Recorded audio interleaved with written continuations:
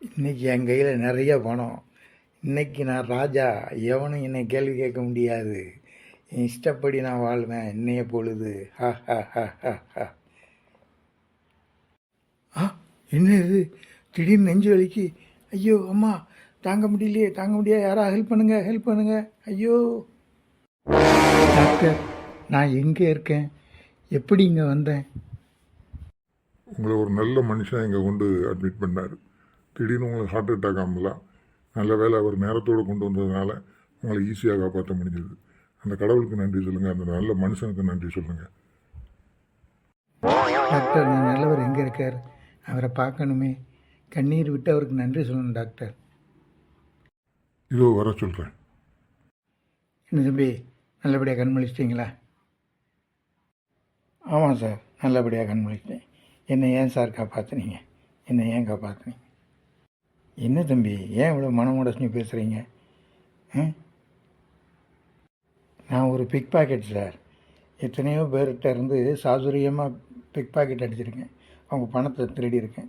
ஆனால் அந்த திருடு போன பணத்தால் அந்த பறிகொடுத்தவரும் அவங்க குடும்பங்களும் எவ்வளோ கஷ்டப்பட்டுருக்கும், அதெல்லாம் நான் உணராமல் இருந்துட்டேனே சார்.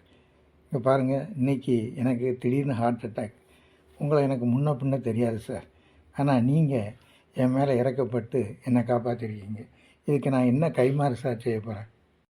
ஓ ஐசி, என் மேலேயும் இறக்கப்படுறதுக்கு நல்ல மனுஷாளுக்கு இருக்காங்கன்னு நினைக்கும்போது எனக்கு ஏன் அந்த நல்ல குணம், அந்த நல்ல இறக்க குணம் இல்லாமல் போச்சுன்னு எனக்கு என்ன நினச்சாலும் வேதனையாக இருக்குது சார். ஆனால் ஒன்றும் சொல்கிறேன் சார், இன்னையிலேருந்து அந்த திருட்டு தொழிலை நான் விட்டுருவேன் சார். ஏன்னா யாரோ எவரோ நீங்கள், ஆனால் நீங்கள் இறக்கப்பட்டது என்னை திருத்திடுச்சு சார். என் மனசு இப்போ நல்லபடியாக திருந்தணும் அப்படின்னு நினச்சி ஒரு முடிவு எடுக்கட்டு சார். சூப்பர் தம்பி, சூப்பர். நீங்கள் தான் அருமையான ஹியூமன் பீயிங். எந்த ஒரு மனுஷன் தான் செய்கிற செயலை தவற நினச்சி திருந்தி மனம் மாறுதானோ அப்போ அவன் சூப்பர் ஹியூமன் பீயிங் ஆகுதான். நீங்கள் இன்றைக்கி இன்னையிலேருந்து நீங்கள் சூப்பர் ஹியூமன் பீயிங் தம்பி.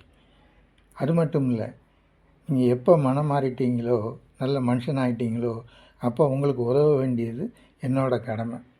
நான் என்ன செய்கிறேன், நான் ஒரு சின்ன கம்பெனி வச்சு நடத்திக்கிட்டு இருக்கேன். அந்த கம்பெனியில் நாளிலேருந்து நீங்கள் வேலைக்கு வாங்க. வேலை இல்லாததுனால தானே திருடுனீங்க. No problem. தெரிஞ்சிட்டிங்கல்ல, நோ ப்ராப்ளம். வந்து வேலையை பாருங்கள். புது வாழ்க்கை ஆரம்பிக்கும். வாழ்த்துக்கள் தம்பி.